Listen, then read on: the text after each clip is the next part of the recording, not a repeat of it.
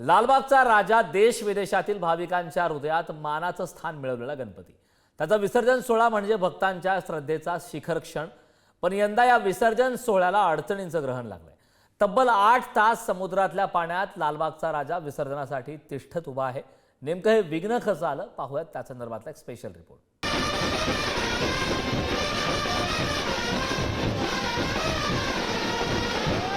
पालखी निघाली राजाची याहो मुंबई नगरात, लालबागचा राजा माझा बसलाय रुसून पाण्यात.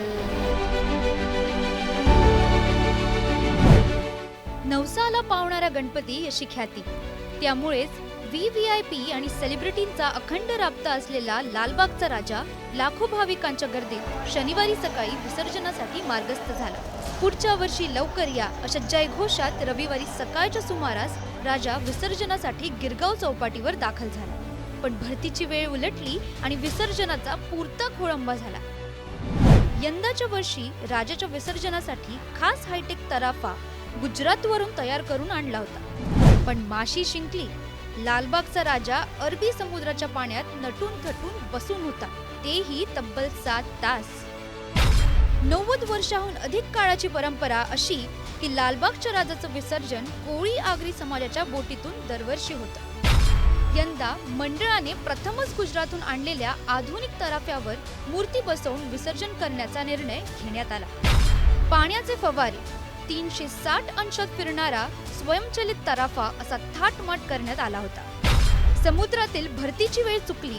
त्यात तांत्रिक अडचणींमुळे लालबागच्या राजाला या तराफ्यावर चढवणं अवघड झालं. पुढचे 15 तास लालबागचा राजा समुद्रात विसर्जनासाठी तिष्ठत बसला.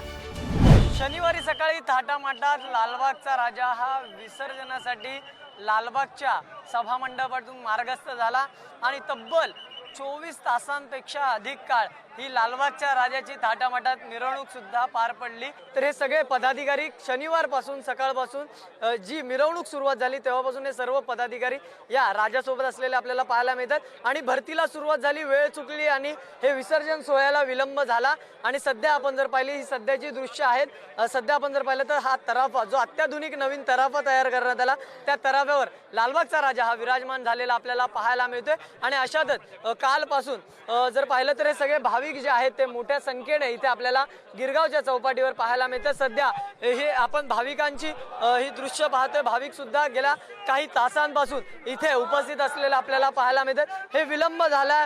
लालबागच्या राजाचे हे सगळे पदाधिकारी सुद्धा या सगळ्या गोष्टीला घेऊन चिंतित असलेले पाहायला मिळेल, कारण की लाखो भाविकांचं हे श्रद्धास्थान आहे आणि त्यामुळे कोणताही चुकीचा प्रकार घडू नये यामुळे विलंब होण्याचा विलंब जो आहे तो झालेला पाहायला मिळाला. लालबागच्या राजाचं विसर्जन करत आलेलो आहोत.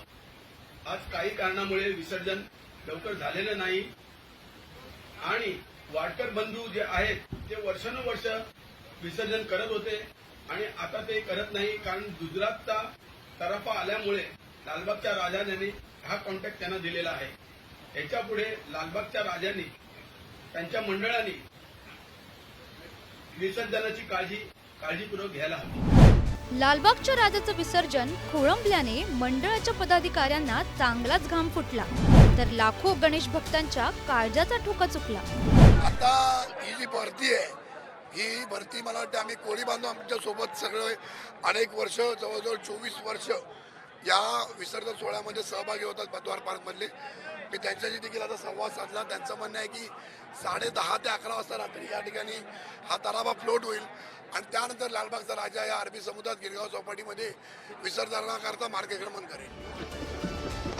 महत्प्रयासानंतर मंडळाची कठोर परीक्षा घेतल्यानंतर लालबागच्या राजाचे तब्बल 36 ते 38 तासांनी विसर्जन पार पडलं.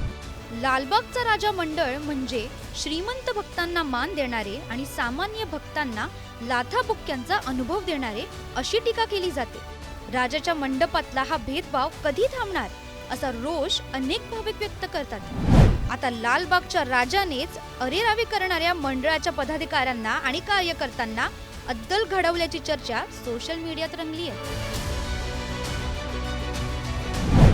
मात्र यामुळे लालबागचा राजा उत्सव मंडळाच्या कार्यक्षमतेवर लाखो प्रश्नचिन्ह उपस्थित झाली. देवाचा बाजार करणं आता तरी थांबवा, हीच सामान्य गणेश भक्तांची प्रांजळ अपेक्षा. लालबागच्या राजाने स्वतःच विसर्जनाला विलंब करून मंडळाला ही आठवण करून दिली असं म्हणायला हरकत नाही. ब्युरो रिपोर्ट, पुढारी न्यूज.